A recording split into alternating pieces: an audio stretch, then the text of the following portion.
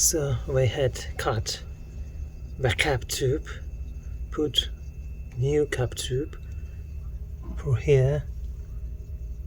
All that thing was like a bubbles here. This is shows 20, like 50.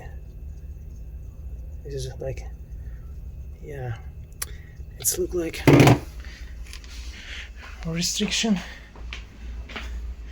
in the cap tube. It was repaired 2 years ago, and yeah, it may be freeway valve for restriction in the cap tube again. So yeah, it's a little tricky here. Compressor works good, 0 on the back side, high side pressure 120 as should be.